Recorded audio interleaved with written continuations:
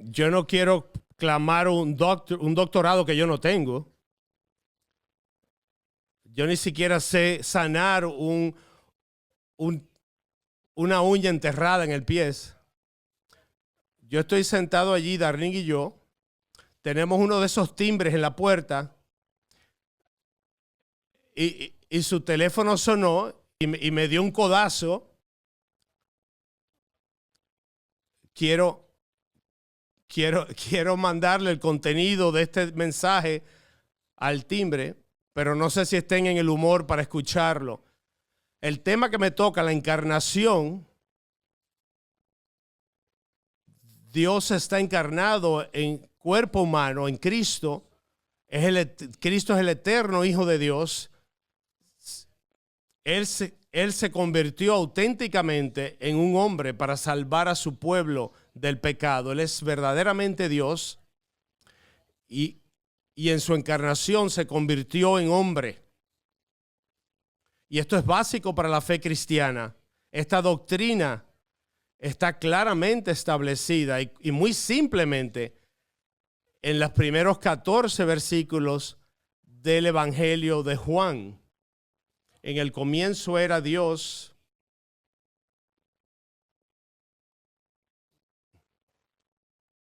En él estaba la vida y la vida era la luz de los hombres. La luz brilla en las tinieblas. El hombre enviado cuyo nombre, este vino como testigo para testificar de la luz. De manera que Jesús es eternamente Dios y eternamente humano para redimir la raza humana. Y si te niegas a creerlo o a confesarlo definitivamente, entonces no eres genuinamente un cristiano. Y simplemente Jesús es Dios eterno, encarnado en carne, y el nombre Jesús significa Yahweh, encarnación. Él es Dios encarnado como hombre para salvar a los hombres de su pecado. Y eso es cristianismo básico 101. Sin embargo, no es una doctrina que tú puedes manejar 100%. El entendimiento de la doctrina de la encarnación es, en este asunto, hay que ser preciso y cuidadoso. Cómo tú lo piensas, cómo tú lo expresas, cómo tú lo enseñas, cómo tú escribes sobre él. Y hay muchos valles y huecos, muchas herejías, porque no se piensa de manera sólida sobre este tema. Aún antes de que el canon de la Escritura estaba completo, había muchas falsas enseñanzas sobre la encarnación. Y empezó a regarse y esparcirse en distintos ambientes de la iglesia. Eso lleva a Juan a escribir: aquellos que no confesan a Cristo como hombre. Esto es un anticristo, un engañador. Negar la encarnación está en el corazón del anticristo, del anticristianismo. Y en el comienzo de la época de la iglesia, muchas herejías giraron en torno a esta doctrina. Todo tipo de herejía. Muchas de estas herejías que asaltaron a la iglesia en la época apostólica incluían errores que tenían que ver con la encarnación del Hijo de Dios. Es una doctrina llena de errores, porque el corazón del hombre es congénitamente depravado. Pero seamos honestos, muchos aspectos de la encarnación son simplemente inescrutables, llenos de misterio. Cuando decimos que Dios se hizo hombre, estamos confesando que un Dios eterno, infinito, tomó la forma de un hombre finito, de un hombre mortal, y su infinitud está metida en un vehículo finito. Y eso es algo increíble para una mente finita entenderlo. Comenzamos confesando que no podemos completamente asimilar y explicar lo que esto significa. Pero lo hacemos porque es lo que la palabra de Dios enseña, lo creemos por fe y tratamos de entender lo que es incomprensible. No puedes explicar lo que es inexplicable. Y hay tantos peligros y algo que hace más difícil esta situación. Aquí hay una corta lista de algunas de las herejías que han surgido en cuanto a Cristo y a su persona. Apolinarismo, nestorianismo, monofolatismo. Hay algunas que ni podemos mencionar, ni podemos pronunciar, lo que sea. Eutequianismo, más fácil de pronunciar, monarquianismo, adopcionismo. Muchos de estos términos difíciles de pronunciar. Y hay muchos más. Pero este es mi punto.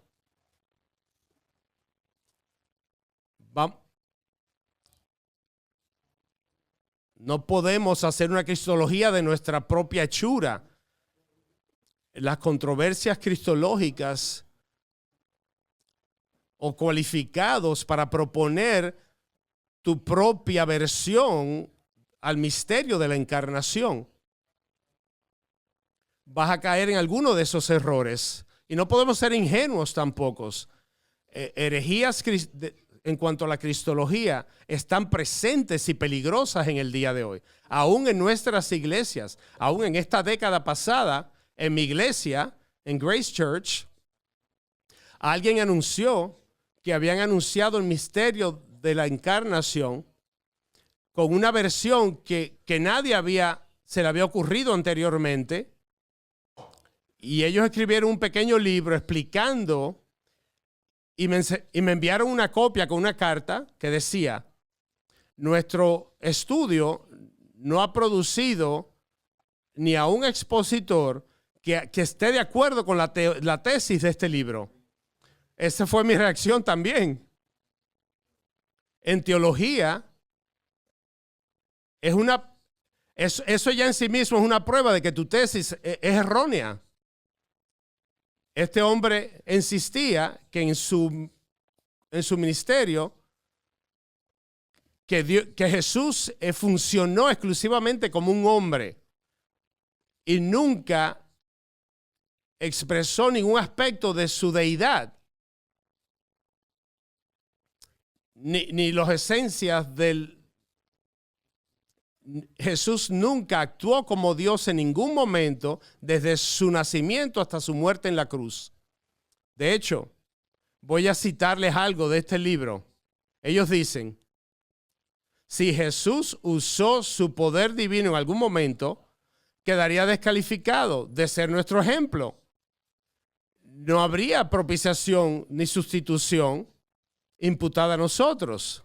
Es decir, él estaba convencido que la encarnación ponía un límite en Jesús, de manera que si en algún momento él actuó como Dios o usó alguno de sus poderes divinos, él comprometía su humanidad y por ende lo descalificaría de ser un sacrificio para nosotros.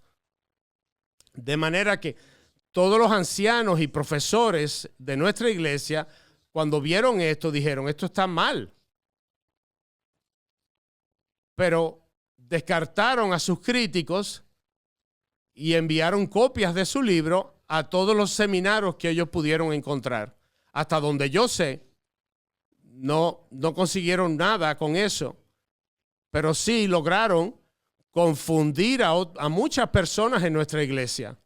Y por más de una década he tenido que estar respondiendo preguntas a estas personas que quedaron confundidas por estas enseñanzas. Ellos lo apoyan en Filipenses 2:7, donde dice que Cristo se vació de sí mismo tomando la forma de un hombre. Ese verso significa que él puso completamente su divinidad voluntariamente entregó su derecho para ser como Dios y por ende, en ningún momento él hizo uso de sus atributos divinos. Él completamente puso a un lado el uso de sus poderes divinos, todos sus atributos incomunicables, y puso un hold, un par en todo eso durante toda su vida en la tierra, y en sus obras siempre actuó como un hombre natural, sin pecado, claro, pero de otra manera humano. Nunca actuó como Dios. Cuando ves a Jesús haciendo un milagro, él no está haciendo eso por poder de sí mismo. Él está usando el poder del Espíritu Santo como si fuera un poder extraño para Jesucristo, cuando Jesucristo parece tener conocimiento sobrenatural de cosas que están escondidas del entendimiento humano. Eso no es una expresión de su divinidad, sino una revelación que fue hecha a él por el Espíritu Santo. Entonces, en Juan 2:25, cuando dice que él no necesitaba testigo porque él era más hombre, eso no quiere decir que él estaba usando poder divino, sino eso es una versión de un error canónico. Cristo no usó su divinidad para ser completamente humano. La palabra griega que describe esto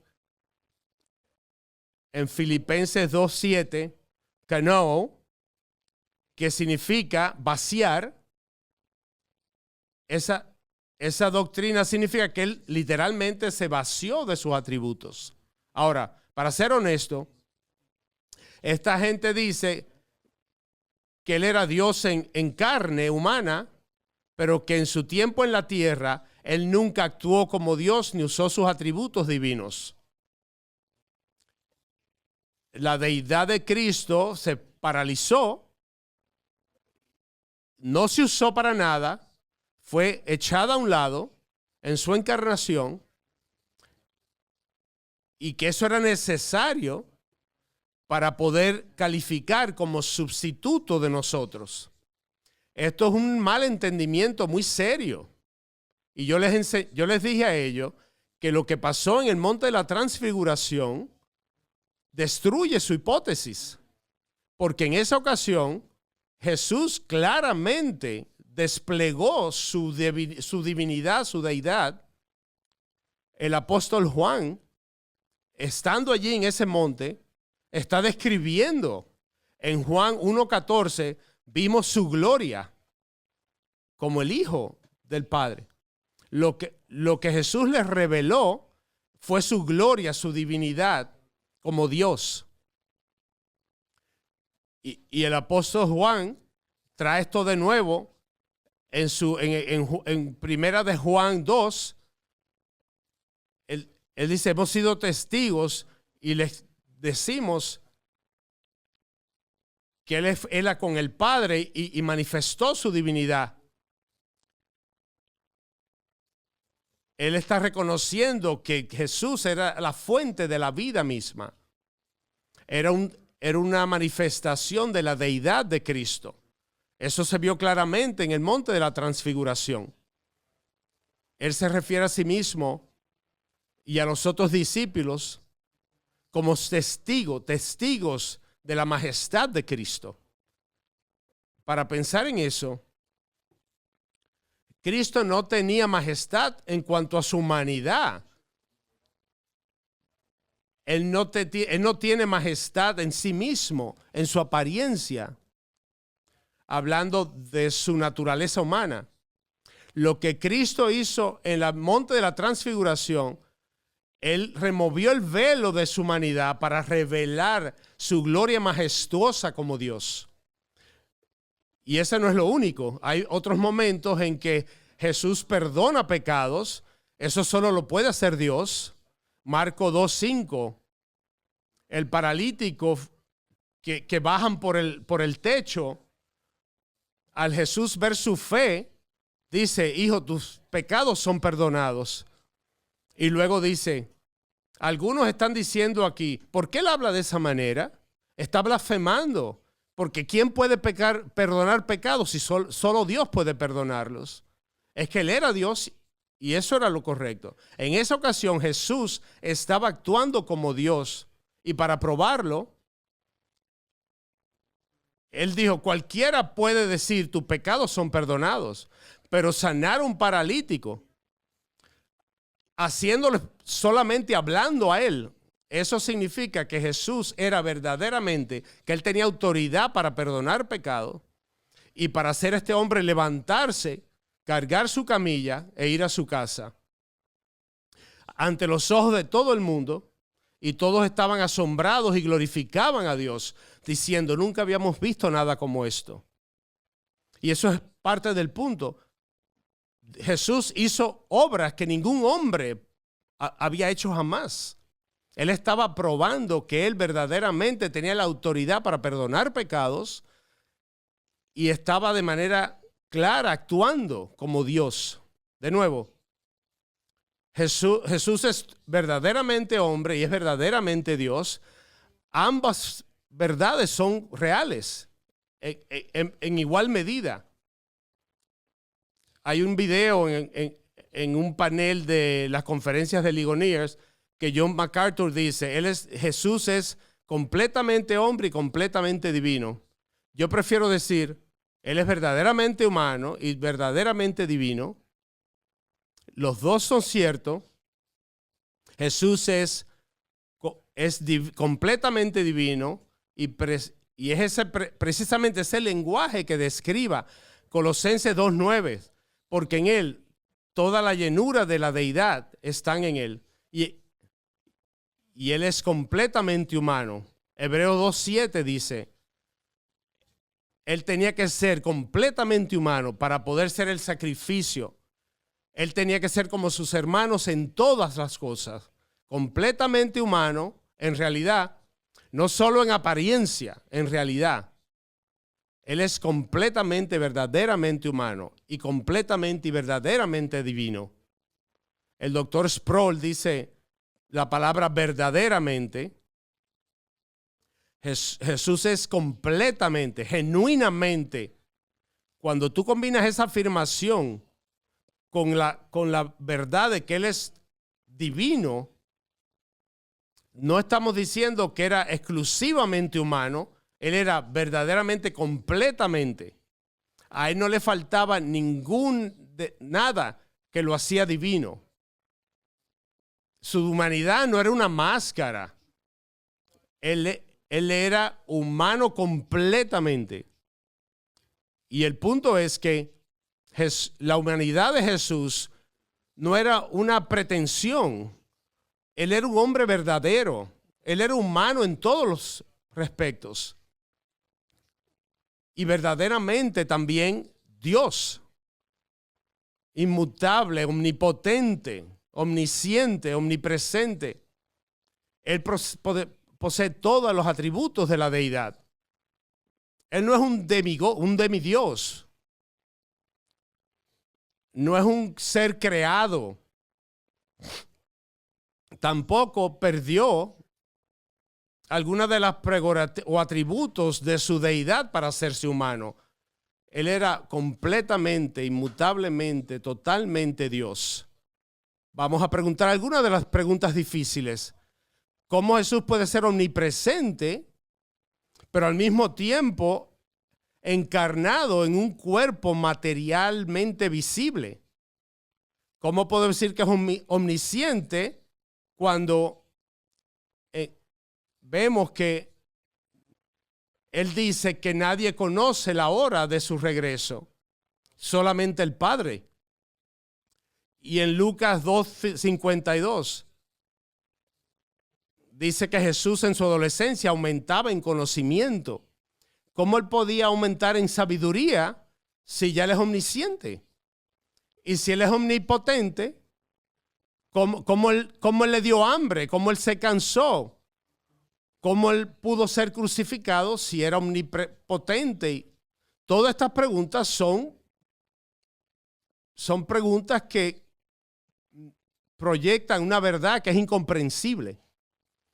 Todas esas cosas son verdad porque Jesús es una persona con dos naturalezas.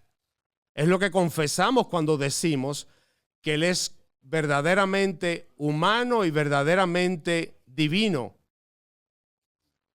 Y Él tiene una humanidad que es verdadera y completa y una divinidad que es completa y verdadera.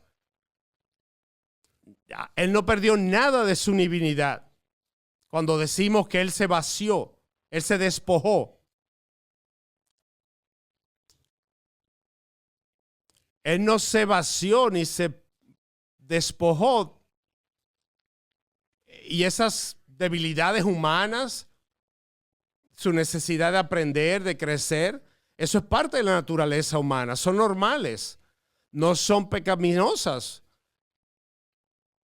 No tenemos un gran sacerdote que no se identifique con nuestras debilidades, que no haya sido tentado como fuimos nosotros también, pero sin pecado. De manera, es verdad que Jesús tuvo que experimentar esas cosas como un hombre verdadero. De nuevo, Hebreos 2:17. Él tenía que ser hecho como sus hermanos, de manera que pudiera ser un sacerdote en las cosas de Dios para hacer propiciación por el pecado del pueblo. Él era verdaderamente humano, pero también verdaderamente para ser un mediador. Él tenía que ser como sus hermanos en todo, pero él tenía que poseer todas las facultades y debilidades de un ser humano, excepto por nuestra condición caída. Él tenía que tener las cualidades que tenía Adán antes de caer en pecado. Y ese es el paradigma de la humanidad. La naturaleza humana de Cristo tenía todas las características de Adán en la creación, pero la humanidad de Cristo no eliminó la deidad de Dios, de Cristo. Él era completamente Dios, inmutable. Jesucristo es el mismo ayer, hoy y por siempre. Entonces, una pregunta que es difícil para ti. Si Jesús es inmutablemente Dios, ¿cómo es posible que Él estaba creciendo en sabiduría y en favor ante Dios? Y solo hay una respuesta para esto. Jesús, la inmutabilidad de Jesús está conectada a su naturaleza divina, que no puede ser alterada, ni borrada, ni eliminada de sus atributos. Y su crecimiento en sabiduría y estatura tiene que ver con su humanidad. Y el progreso que hizo de la adolescencia a la adultez.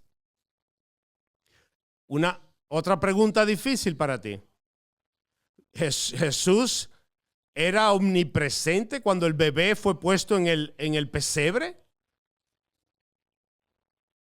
¿Cómo Él no va a saber el momento preciso de su regreso? Si era omnipotente el eterno Hijo de Dios cuando estaba cargando la cruz al Calvario, y era el Hijo de Dios inmutable cuando crecía de infancia, de ser un niño a adulto. Todas esas preguntas tienen la respuesta sí. Vemos en las Escrituras que Jesús tenía la naturaleza inmutable de Dios. Era el mismo ayer, hoy y siempre. Su naturaleza divina no era confinada ni alterada por la naturaleza humana de ser hombre. Si la palabra de Dios se encarna, Él tiene que haber estado encerrado en un cuerpo humano. Eso es la esencia de la palabra unida con la naturaleza humana en una persona. no tenemos idea de un encerramiento o un... Sin embargo, sin abandonar el cielo, él estaba complacido en estar en la matriz de la Virgen, de morir en la cruz, pero siempre llenó al mundo desde el principio. Esto es lo más importante que debemos entender. La naturaleza divina de Jesucristo está unido a su humanidad sin confusión, sin contradicción, solo en una persona no dividida, y la unión hipostática de una persona con dos naturalezas. La humanidad de Cristo es real, no es una ilusión. Su deidad no cambia por la adición de la naturaleza humana. Todas sus cualidades están intactas en Cristo. Ambos atributos están en una persona, el Dios hombre. Y más allá, la naturaleza divina de Cristo nunca estuvo confinada o es restringida a su cuerpo. En el Catequismo de Heidelberg dice, Él está presente en todas partes y debe ser entendido que la naturaleza divina de Cristo está asociada a su condición humana. Nada se eliminó, sino que fue añadido. Esto es doctrina cristiana básica. Esto lo hemos confesado por 2000 años. Sobre la encarnación, 1700 años atrás se escribió: el ser humano no prevenía que Jesucristo pudiera dirigir el universo por su mente. La maravillosa verdad es que era la palabra, era Él conteniendo todas las cosas para sí mismo. Él le da vida a todas las cosas. Él es la fuente de todas las cosas en el universo.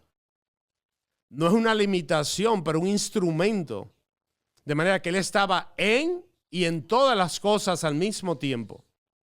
Esto es una maravilla, que un hombre viviendo como humano, pero como la palabra, sosteniera la vida del universo, como hijo en constante unión con el Padre, aún su nacimiento de una virgen lo cambió de ninguna manera. De manera que Cristo se manifiesta en forma humana, pero al mismo tiempo es omnipresente. Eso fue verdad en su ministerio en la tierra y va a ser así por la eternidad. En el Catequismo de Westminster dice: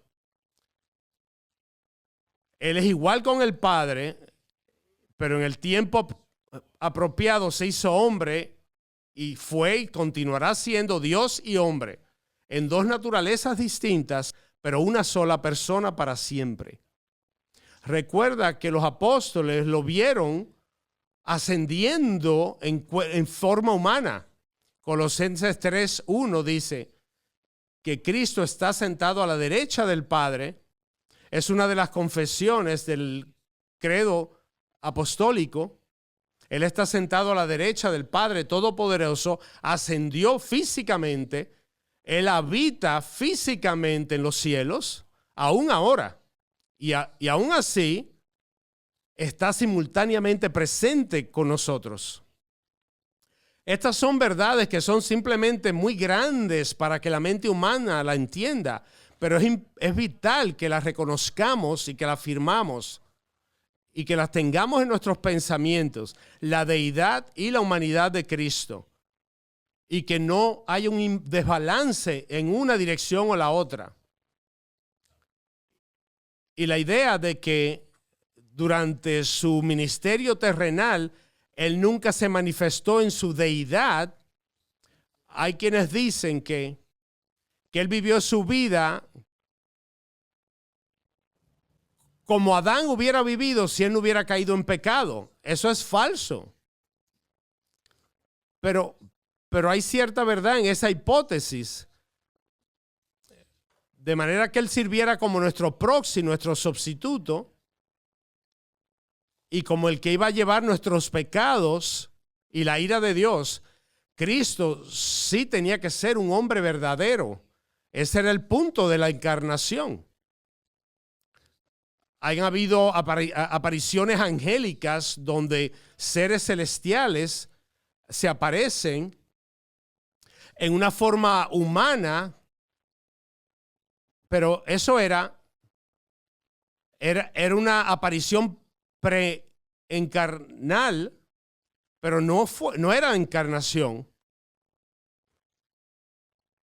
Hay una frase que citan de Isaías que hace referencia a los hijos que Yahweh me ha dado, y vemos en hebreo que dice, esos hijos que comparten sangre y carne, y hay algunos versículos más adelante que dice, del 17 al 18, que Él tenía que ser como sus hermanos en todas las cosas para que Él fuera nuestro gran sacerdote y que Él pudiera ser tentado. Y que, en otras palabras, que debido a que Él es divino y humano, Él está calificado para ser ese mediador entre Dios y los hombres. Cristo, el hombre Cristo, Él es nuestro mediador. Pero es ese mediador perfecto, y lo es porque es Dios y hombre. La Escritura no dice que su obra hubiera sido comprometida. Por el contrario, los milagros de Jesús querían desplegar la deidad de Cristo, como vemos en Juan 14, cuando le dicen, muéstranos al Padre. Y Jesús dice, yo he estado con ustedes todo este tiempo y no me han conocido, Felipe. El que me ha visto al Padre. Él no estaba negando la distinción entre el Padre y el Hijo. Eso lo sabemos por mucho de la Escritura. Pero lo que él estaba haciendo era mostrándole a Felipe que todas las maravillas que él había hecho constituían una manifestación de su poder divino. Él estaba demostrando gráficamente que él era de la misma esencia que el Padre. Distintas personas, pero compartiendo la misma esencia. Y 2 versículos más adelante, Juan 14:11, Jesús dice precisamente eso. Cree en mí, que yo estoy en el Padre y el Padre está en mí. Esa es su forma de decir, compartimos la misma esencia. Cree por las obras, por los milagros mismos. ¿Tú has visto las obras ya? Creen en base a eso. Los milagros de Jesús, todas las cosas que hizo para desplegar su poder divino, sanaciones y milagros, no fueron para su beneficio personal. Él no lo hizo él era un hombre de dolor. El punto era, él nunca usó su poder divino para hacer su vida mágicamente mejor. Un teólogo dijo, él no hubiera podido experimentar la lucha del hombre si él hubiera tratado de eliminar estas pruebas de su vida. Él creció y aprendió como cualquier otro joven, pero sin pecado. Y de hecho, yo diría que una de las formas más importantes en que él se rindió en obediencia al Padre fue aceptando las limitaciones de su humanidad. El no convertir piedras en pan, aunque él tenía el poder de hacerlo, y aunque él no había comido por 40 días en el desierto, él Y en otras ocasiones, Él produjo comida milagrosamente en otros momentos. Cuando, por ejemplo, cuando le preparó desayuno a los discípulos, Él se negó a ensaciar su propia hambre haciendo milagros o usar su poder para hacer su vida más fácil o más cómoda. Él dice, el Hijo del Hombre no tiene dónde poner su cabeza. Hay cierta verdad en Él vivió su vida como un hombre común y corriente, con sus debilidades, inconvenientes, aflicciones, todo lo que significa la vida en esta tierra, cansancio. Pero eso no significa que Él no manifestó su deidad, porque Él lo hizo así. Así como era necesario que Él mostrara su humanidad, Él también mostró su divinidad. No era solamente un liberador humano. En Juan 13:13 dice, ustedes me llaman maestro y señor y dicen bien porque lo soy. Mateo 12:8, el Hijo del Hombre es Señor aún del sábado. Eso es una cita que dice que Él es Dios. El Señor dio prueba sanando en el sábado, el día de reposo. Y haciendo eso, Él estaba demostrando su deidad. Y los líderes religiosos de ese tiempo entendieron el punto. En Juan 10:13, cuando tomaron piedras para apedrearlos, Jesús, yo le he mostrado obras de parte del Padre y ustedes me quieren apedrear, pero te queremos apedrear porque te estás haciendo Dios siendo hombre. Él era hombre y Él declaró que era Dios. Jesús no contradice el cargo. Él no dice, no, yo no digo que no soy Dios o que estoy actuando como un hombre que tiene poderes. Él dice en el versículo 38, ustedes no me crean, crean las obras. Estos son milagros divinos que prueban que yo comparto la esencia de Dios. En Juan 14:1, Él dice a los discípulos, crean en Dios, igual crean en mí. Y él estaba claramente, no hablando meramente como un hombre. Jesús recibió y aceptó adoración en su infancia. En Mateo 2:11, los magos lo adoraron. Y en su entrada triunfal al final de su ministerio, gente se acumuló en las calles diciendo sana al Hijo de Dios. En Lucas 9, algunos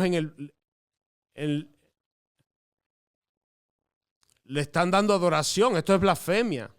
Pero lejos de regañarlos, Él dijo, si estos callaran, las piedras clamarían. Cuando Jesús caminó sobre el agua, los que estaban en el bote lo adoraron. Le ungieron los pies.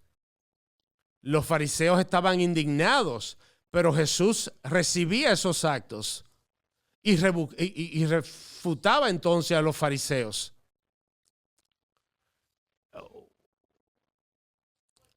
Una de las figuras angélicas le dicen a Juan, y Juan dice, yo caí a sus pies para adorarlo. Y él me dijo, no hagas eso. Yo soy un esclavo, un siervo como tú, que somos testigos de Jesús. Adora a Dios. Nunca ves a Jesús rechazando a aquellos que caen a sus pies de esa manera. Muchos cayeron a sus pies y Él los bendijo. Cuando Él hacía eso, Él estaba actuando como Dios. Cuando Jesús manifestaba su deidad, su mente humana y voluntad siempre se mantenían sujetas a la voluntad del Padre. Por eso en Juan 5:19 dice, el Hijo no hace nada por sí mismo, sino lo que el Padre le manda. Y en 11 versículos más adelante, yo no puedo hacer nada por mí mismo. Yo no busco mi voluntad, sino la voluntad de aquel que me envió. Los arianos y los testigos de Jehová que niegan la deidad de Cristo señalan esos versículos como argumento para apoyar su posición. Él dice que Jesús dice que no está usando poder divino, pero lo que Jesús está diciendo es que el poder que él está usando no era algo que estaba siendo transferido a él por el Espíritu y que no era algo idóneo de sí mismo. Él estaba siendo Dios cuando hacía esos milagros. Si tú quieres interpretar esto de manera correcta, estas citas que yo acabo de darte, él nos habla de su propio poder y autoridad. Así como el Padre levanta a los muertos y le da vida, también el Hijo da vida a quien él quiere. Porque no solo el Padre juzga, pero él le da todo juicio al Hijo. Aquel que no honra al Hijo, no honra al Padre que lo envió. Yo les digo a ustedes que hoy el que oye mi voz tiene vida eterna y no viene a juicio, pero ha pasado de muerte a vida. Verdaderamente les digo que llegará la hora, y ya llegó, cuando el diablo irá a la voz de Dios, porque así como el Padre tiene vida en sí mismo, así le dio él al Hijo vida también, y le ha dado autoridad para juzgar, porque él es el Hijo de Dios. No se maravillen ante esto, porque va a llegar la hora cuando aquellos en las tumbas escucharán su voz y verán las buenas obras. Él declara que así como el Padre, él tiene poder para revivir a los muertos. En el versículo 21, él dice que él tiene autoridad única para ejecutar juicio. Versículo 22 al 29. Él afirma su propia autoexistencia. Él dice, él es el objeto mismo de la fe del creyente. Versículo 32 a 47. Y cada versículo ahí es una declaración clara de su deidad. Él está declarando su igualdad al Padre. Su deidad y su humanidad son ambas resaltadas cada vez que la Biblia habla de la encarnación.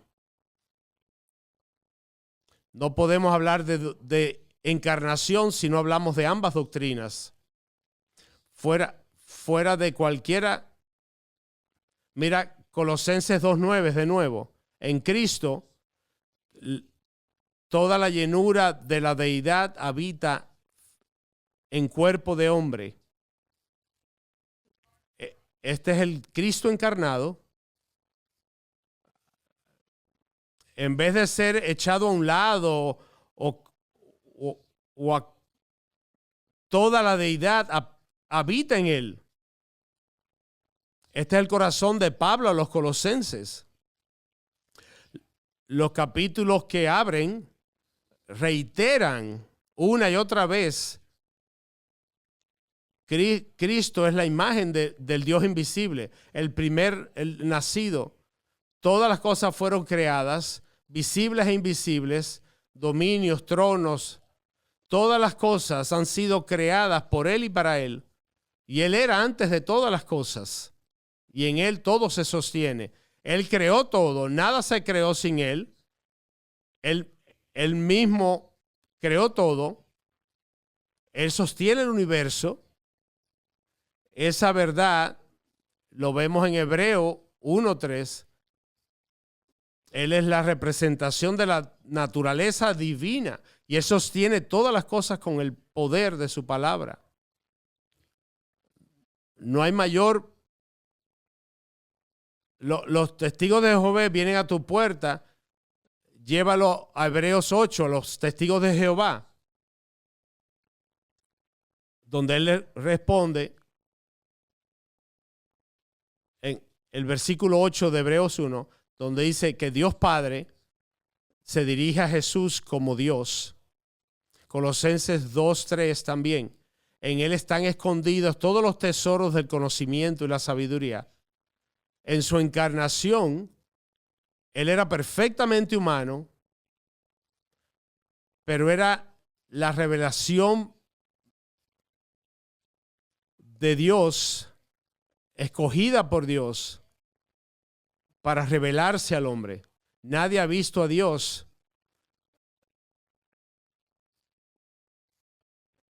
Él ha explicado, él ha mostrado la palabra griega, él lo ha hecho una exégesis de él.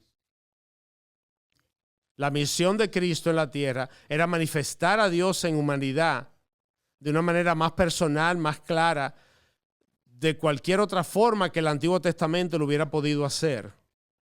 ¿Estamos claros en esto? Jesús es verdaderamente divino, verdaderamente humano, una sola persona, pero tiene estas dos naturalezas en una unión hipostática que va a ser un sacrificio y un sustituto para salvar a su pueblo del pecado, pero que lo equipa también para ser el mediador perfecto entre Dios y el hombre para siempre. Ni la deidad ni su humanidad de ninguna manera le disminuyen o le impiden por el hecho de estar encarnado. Por lo que él es completamente hombre y completamente Dios. Su humanidad no está disminuida por eso o restringida. Y no escuches a nadie que te diga que las dos naturalezas de Dios van una en contra de la otra. No creas en ninguna doctrina que trata de enfatizar una sobre la otra. Cristo, la humanidad y la deidad de Cristo son esenciales para el entendimiento de quién Él es. Yo entiendo que he pasado mucho de mi tiempo tratando de corregir los errores que han surgido sobre este tema, pero el error más común es, aún en nuestras mentes, estamos inclinados a irnos más por la deidad de Cristo más que por su humanidad. Y quiero advertirnos sobre esto, porque el Nuevo Testamento está lleno de recordatorios de que la humanidad de Cristo es tan vital como su deidad. Como tenemos un alto sacerdote que ha venido del cielo, Jesús, el Hijo de Dios, está hablando de la deidad de Cristo. Era venido de los cielos, es el Hijo de Dios, él tiene la esencia de Padre, pero dice, no tenemos un gran sacerdote que no simpatice con nuestras pruebas, pero uno que ha vivido como nosotros, sin pecado, de manera que podamos recibir gracia y misericordia en nuestro tiempo de necesidad. Resalta el que Él es ese mediador perfecto, un sacerdote que fue tentado en todo lo que sufrió, de manera que puede venir a nuestro rescate. Pero antes de cerrar, yo quiero hablar de eso. Vamos a hablar de las tentaciones de Cristo, porque esto es algo muy importante, un aspecto muy importante de su humanidad y su deidad. A veces pregunta la gente, ¿eso significa que él luchó con deseos pecaminosos? En años recientes, en Twitter o X, donde yo navego, vemos a gente argumentando que si Jesús fue tentado como nosotros, él tiene que haber sido tentado en estos temas de gratificación carnal, de homosexualismo. Y eso no es lo que esto significa. Yo quiero estar claro. Aquel que sugiere que Jesús luchó con deseos perversos dentro de sí mismo, es culpable de blasfemia. Hebreos 7:27 dice, lo describe como santo, inocente, separado del pecado y exaltado en los cielos. Él no tiene nada del tentador en mí. No habían apetitos carnales en Cristo.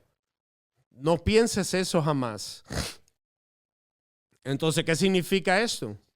Él fue tentado como lo somos nosotros. Entiende que cuando Cristo fue tentado en el desierto al principio de su ministerio, en esos 40 días, cuando estaba hambriento,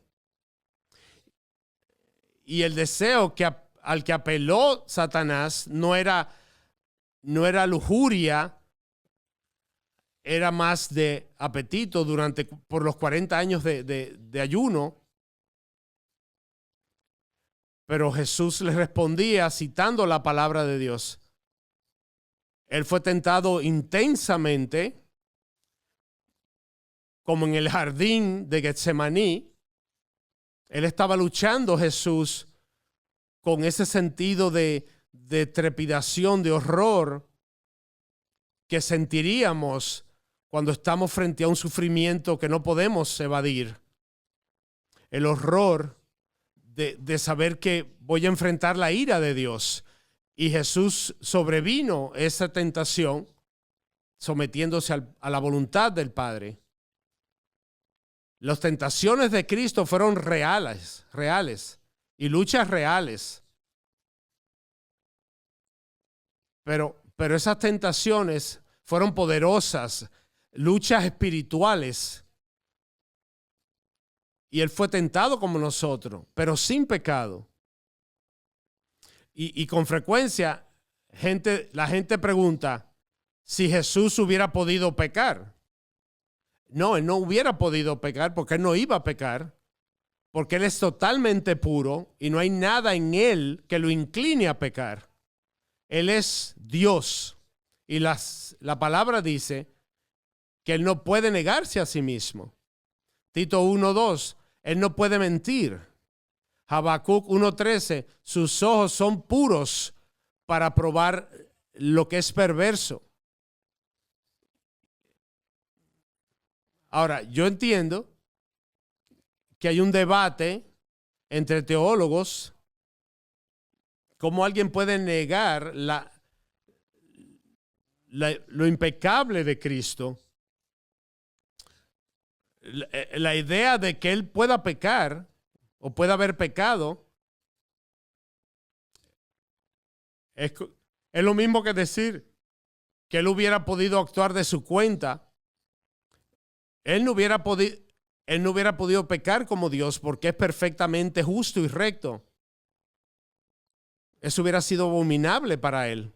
Y Él es el mismo ayer, hoy y por siempre. Sin embargo, no subestime la realidad de las tentaciones que enfrentó Cristo. Las tentaciones que Él enfrentó no fueron menos poderosas que las que tú y yo enfrentamos.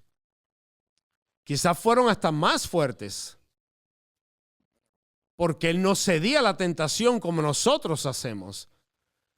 Lo difícil aquí es resistir esa tentación. El que cede no siente la fuerza completa de la lucha, pero Él resistió hasta el final. Él sabe lo que significa resistir una tentación completamente hasta el final. Él experimentó un nivel de tentación que nosotros mismos no pudiéramos entender. Sin embargo, Él se mantuvo fijo, puro. Él experimentó la fuerza de la tentación, pero Él nunca cedió a ella. Alguien escribió, creer que Jesús caminó por la vida sin ninguna tentación es como decir que Él se vació de su vida moral y que su falta de pecado no era resultado de su condición. Él, él venció, pero fue una lucha real sobre las tentaciones. El asalto a Cristo era un asalto a su naturaleza humana. Y él se sometió momento a momento a la voluntad del Padre. Él se enfrentó a más dificultad y molestia que lo que tú y yo podamos experimentar. Déjame mostrarte otro texto. Hebreos 5, 7 al 9. Explica lo que Lucas quiso decir cuando dijo que Jesús creció en favor ante Dios. En sus días en la carne, él ofreció clamor al Señor y él fue escuchado por su reverencia. Aunque él era hijo, él aprendió obediencia por las cosas que sufrió y fue hecho perfecto para aquellos que lo obedezcan. Él se hizo fuente de salvación. Eso habla de la obediencia humana de Cristo, su crecimiento en perfección, niño, adolescente y luego hombre maduro.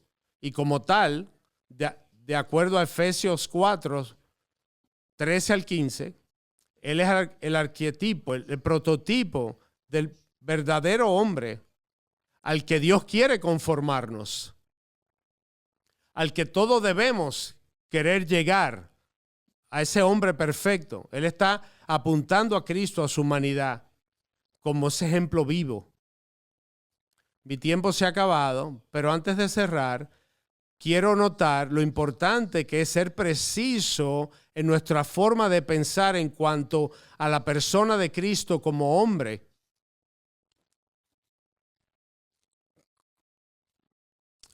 Hay herejes que creen que hay que traer una idea novedosa de quién Cristo era.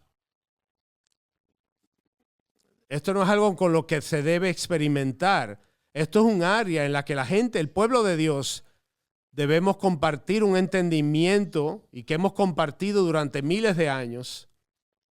Si estudias la historia de la iglesia primitiva, durante los primeros cientos de años de la iglesia estaba llena de controversia en cuanto a la persona de Cristo y la doctrina de la Trinidad, y los herejes caían en errores sobre esta doctrina, negando la deidad de Cristo, la humanidad de Cristo.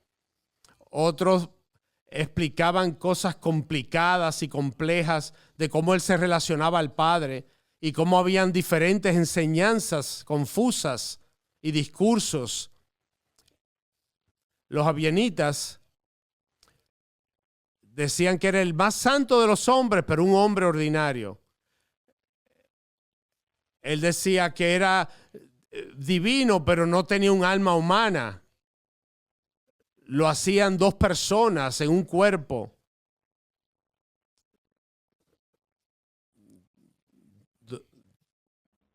Todo tipo de combinaciones. Los Benofilites, ellos encontraban formas de fusionar la naturaleza divina y humana en una nueva naturaleza que no era ni una cosa ni la otra. Y los testigos de Jehová que vienen a tu puerta te dicen, Él no es Dios, Él es el más alto de los seres creados. Y los agnósticos enseñaron que Jesús no era real, era una ilusión, que es la negación de su deidad. Concilios eran llamados a tratar de buscar soluciones a estas diversidades de opiniones. Y en el año 451 se lanzó esta definición o esta conclusión de la persona de Cristo. Y de ese tiempo ahora se dice que Cristo debe ser reconocido como dos naturalezas, sin unión, sin cambio, sin división y sin separación, y que la distinción de la naturaleza de Cristo no se elimina por la unión, sino que cada naturaleza es preservada en una misma, que no es dividida en dos, pero una y la misma en el Hijo de Dios, la palabra, el Señor Jesucristo. El genio de esa palabra responde todas estas herejías. Esa frase con dos naturalezas, sin división, sin cambio, sin separación, esos negativos definen y nos explican cómo debemos entender la persona de Cristo. Berghauer llamó esos negativos dos líneas de luz y nos advierte de los peligros que pueden venir de estar en una posición o en la otra. Cada herejía que ha surgido en cuanto a la persona de Cristo o junta o separa la deidad y la humanidad de Cristo y dice que no pueden ser desconectadas. Cristo es tanto hombre como Dios, verdaderamente hombre, verdaderamente Dios. Y Él sigue siendo aún hombre y Dios. Le oramos a alguien que conoce nuestras luchas, que ha sido tentado como nosotros, Hebreos 2:18, que Él fue tentado también como nosotros, pero puede venir a auxiliar a aquellos que son tentados. Mañana vamos a hablar un poco más de la intercesión, pero estas son verdades preciosas. No puedo pensar en ninguna verdad que haga mi corazón más gozoso, por lo que debemos acercarnos con confianza al trono de Cristo para recibir esa misericordia y esa gracia en el tiempo de nuestra necesidad. Vamos a orar. Padre, te damos gracias que hay un verdadero mediador entre Dios y el hombre. Confesamos que Él es Dios y Señor de todo, y toda rodilla debe doblarse ante Él. Su trabajo, su obra mediadora, sacerdotal, confórmanos perfectamente a su semejanza y humanidad. Oramos en su nombre. Amén.